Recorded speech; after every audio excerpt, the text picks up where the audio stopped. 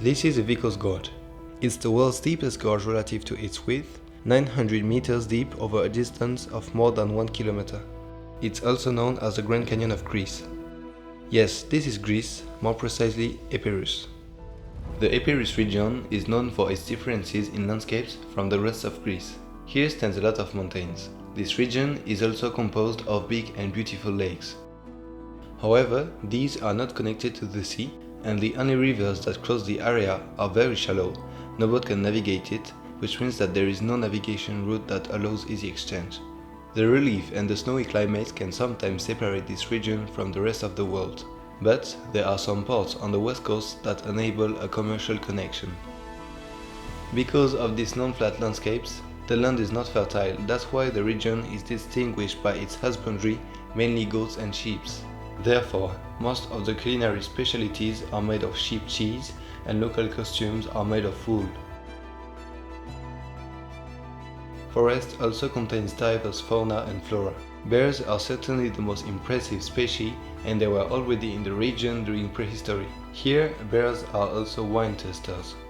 Indeed, in Metsovo there is a winery with rare wines. They are famous because bears go into the vines and eat the grapes. The few remaining grapes form the vintage of the year, tasted by the bears. In Epirus, landscapes are as majestic as they are rugged because omnipresent mountains and forests are not favorable to agriculture and human occupation. However, traces of civilization date back thousands of years, and it has been and will always be a territory rich in history and traditions. Let's see how humans have tamed this wilderness from ancient Greece to modern times. Let's discover the other Greece. Since antiquity, Epirus has a development quite different from the rest of the country. Greece is known all around the world for its ancient period, whose cultural, social and scientific influence extends to the present day. But here, instead of having city-states like Sparta or Athens, Epirus formed small tribes organized in villages. They were seen as barbaric by the other Greek communities. Yet, despite the absence of a city, many people traveled to Epirus to speak with the gods. In fact, it was an important religious center because it hosted two main oracles. First, the Necromanteon of Acheron was a divination place dedicated to Hades. It is situated just above the Acheron River. The legend says that it's connected with the Styx, the mystic and underground river that carries the dead. This location is not trivial and allowed residents to communicate with dead people, making the place famous all around Greece. The second divination place in Epirus was the site of Dodoni, associated with the most important god of Greek mythology, Zeus. Games were organized to honor him and divided into three parts: sports, equestrian demonstrations, and theater. They built a stadium and an auditorium. The theater, with a capacity estimated at over 15,000 people, was so big that they had to build a reinforcement wall because the hill was too thin. It was constructed by Epirus, one of the most important characters of the region. He was the king of Epirus from 297 to 272 before Christ. His reign was really prosperous, which allowed the region to develop, and Ambracia became the capital of his kingdom. Ambracia remained the most powerful city in Epirus for centuries. At the height of its power, it even rivaled the other Greek cities. King Pyrrhus could rely on the wealth of his capital for his conquest plans. Pyrrhus fought against Rome's invasion. He pushed them out of Epirus. But more than that, he managed to invade the south of Italy and almost reach Rome. He began the war with a huge army, but since he wasn't in his homeland, he was not able to renew it when he lost men during fights, unlike Romans who always had fresh troops. Because of this, after every fight, even if he won, his army became weaker and weaker to the point that Pyrrhus said, "If we are victorious in one more battle with the Romans, we shall be utterly ruined." During his life, Pyrrhus held the empire away from Epirus, but after his death, the province eventually became Roman. After Pyrrhus' defeat, the area was completely taken by Romans. The fighting stopped, but even in times of peace, they operated to assure their control over the Epirus region by the cultural reappropriation of symbolic monuments. For instance, the Dodoni Theatre was turned into an arena for gladiators and animal fights. But the occupation was not limited to that. Grand projects of urban development and modernization were carried out, resulting in a significant development of the territory. First of all, they improved the highways, with paved roads and many bridges that are still standing nowadays. Then, a huge aqueduct over 50 kilometers long provided the water needed for fountains, latrines, and for private homes. This aqueduct is made up of one pipeline, which brought the water by using the difference in altitude from the spring of Louros to the two reservoirs of Nicopolis. Actually, the city of Nicopolis is the main example of Roman occupation. It was set up by the famous first Roman emperor, Augustus, in honor of his victory against Mark Antony and Cleopatra. He established a town that he intended to turn into a political, economic, and religious center to affirm the Roman domination in Epirus.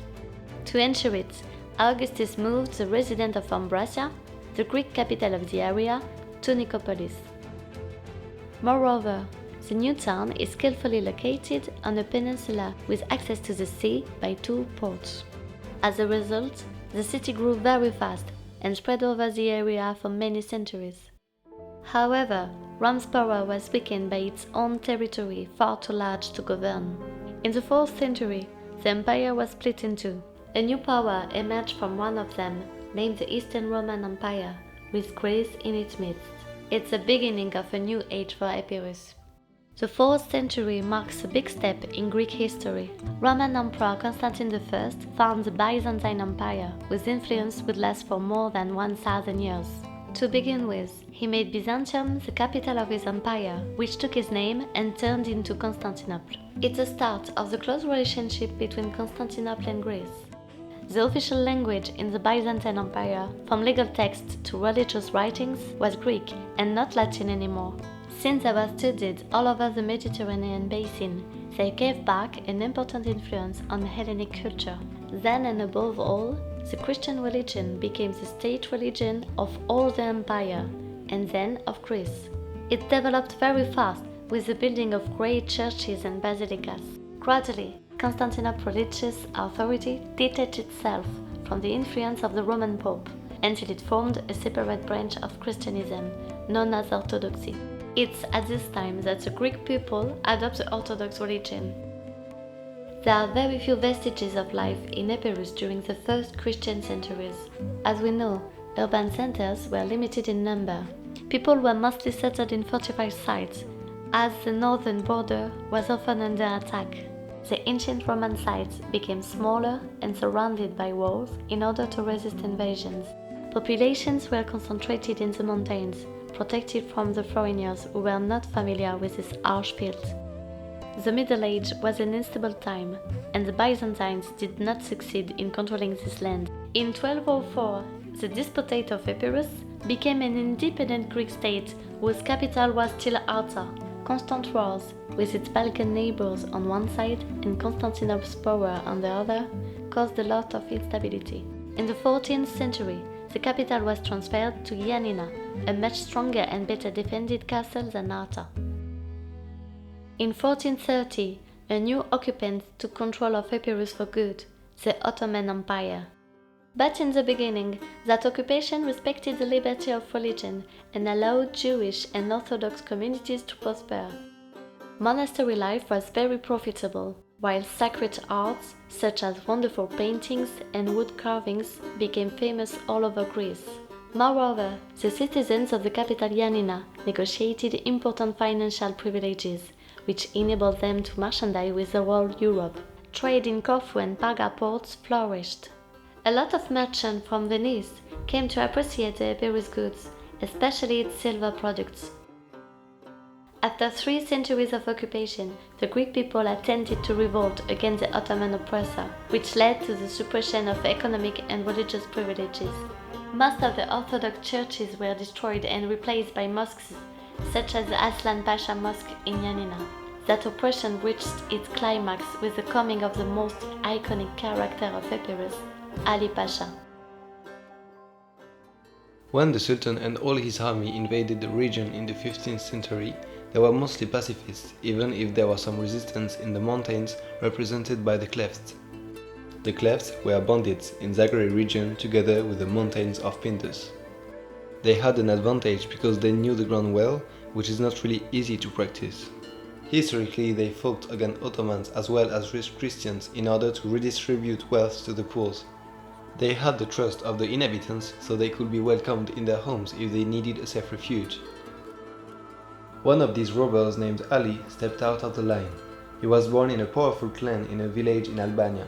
After his father was murdered, his mother created a band of thieves, of which he took the lead. So his reputation increased and caught the attention of the Turkish authorities. Then he helped the Turkish Pasha in putting down a rebellion. These military exploits allowed him to rise and eventually became the Pasha of Ioannina. Pasha is a title of nobility granted to the head of the armies and the governor of a region under the authority of the Turkish Sultan. The new Ali Pasha acted like a half-independent leader and created connection with the European powers. On the other hand, his relationship with the Sultan, who is supposed to be his superior, had some tensions. Thanks to these numerous allies, he managed a big army and during his golden days had more powerful military forces than the Sultan himself. This strength allowed him to significantly extend his territory. In addition to his homeland in Albania, he controlled the entire Epirus except one coastal village named Parga. At this time, Parga was in French hands. His initial plan was to bomb the town. That's why he built the castle in 1814 on the top of a hill with a view on Parga. However, during the same year, because of the fall of the Emperor Napoleon, the city changed hands and was then occupied by the British.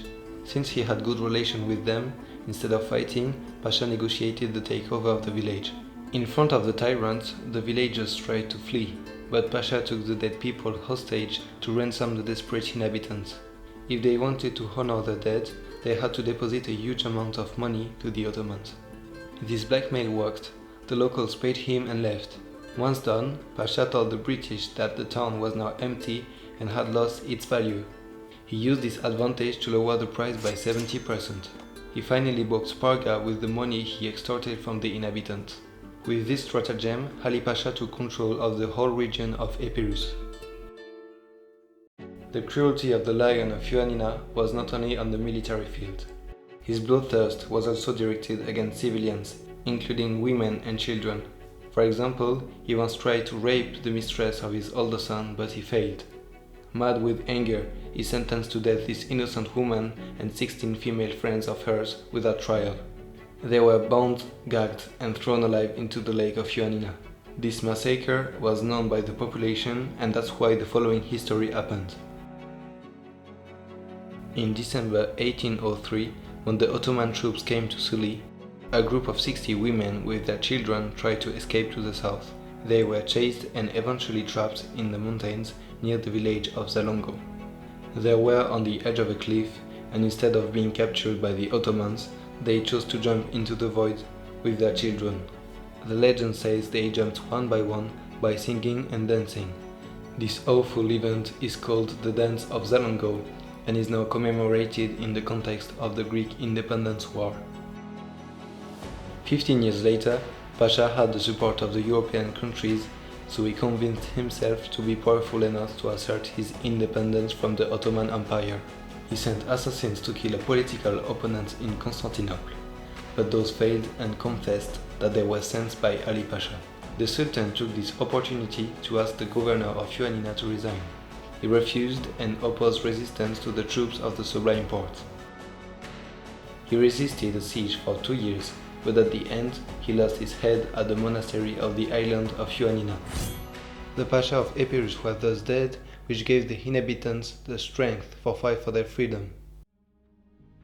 On the 25th of March 1821, Greek people planned the revolution against the Ottomans and proclaimed the Greek independence. This date is now the national day of Greece. They had to fight. They won the majority of the battles, but had internal conflicts which weakened them. Meanwhile, the Sublime Porte asked an Egyptian powerful vassal for help. The Greeks then lost a lot of fights and the massacres multiplied. But the Western European countries finally decided to support the Greek side. On the 20th of October 1827, the Battle of Navarin took place on the Bay of Navarin between the French-Russian-British alliance and the Ottoman fleet. The alliance was victorious, and 1 year later, the French Morea expeditions happened in the Peloponnese, which pushed back the Ottomans for good. Ultimately, in February 1832, the Treaty of Constantinople officialized the independence of Greece. Nevertheless, it's not the end of the conflicts in Epirus because the area was in the heart of Balkan Wars. For decades, conflicts were maintained between the young Greek nation against its Albanian, Bulgarian, and Serbian neighbors, and a constant rivalry with the Turks. Epirus passed from hands to hands as treaty was signed. The situation and the borders seemed to stabilize at the end of the 20s. During the 30s in Europe, the shadow of fascism grew. In Greece, the general Ioannis Metaxas had been in power since 1936 and exercised a policy close to Mussolini. However, he remained suspicious in front of the Italian expansionism. Indeed, when the Second World War broke out, Italy moved quickly. They invaded the Balkans and went forward to Albania. This progression was stopped at the Greek border by one of the most important events of the contemporary history of the country. The 28th of October 1940 is celebrated as the Holy Day. In the middle of the night, an ultimatum was presented to Metaxas by the Italian ambassador, asking for permission to enter Greek territory and occupy certain unspecified strategic locations, otherwise face war. Facing this barely hidden threat, the Prime Minister simply replied, "Then it is war." A few hours later, the Italian army attacked and the Battle of Greece began. Since the Axis forces came from Albania, their point of entry was Epirus, which is at the heart of military operations. Once again, its inhabitants took advantage of these reliefs and deep forests. In the course of the attacks, such as the Battle of the Pindus, they pushed back the Italians far away in Albania. The victory was not achieved by military forces alone. The terrain was so difficult that supplies were particularly complicated. They were provided by the women of the neighboring villages. They brought food and weapons to the Greek soldiers. A monument today celebrates the courage of these women who faced the bad winter's weather to preserve the freedom of their country. The Italian collapse led its German ally to interfere in April 1941. Facing the crushing forces of Hitler, Greece finally fell. The city of Ioannina was bombed. Besides, it was while seeking shelter that the citizens discovered the caves of Perama, close to the Lake Pamphrotis. Unfortunately, these hiding places can't save them for long. In particular, the Jewish community in the area of the city was decimated, from 2,000 to 50 people. Nevertheless, the unexpected resistance of the Greek people delayed the Führer's invasion plans in Russia, forcing him to face the polar winter. This unforeseen event was one of the factors that changed the course of the war. Once again, the people of Epirus have shown how they have mastered this land. All these events, far or recent, crossed the years and left marks as much in the landscapes as in the inhabitants' mind. The other Greece, with its proud people, is a wonder to explore. For two French people like us, discovering this land was the richest of all experiences.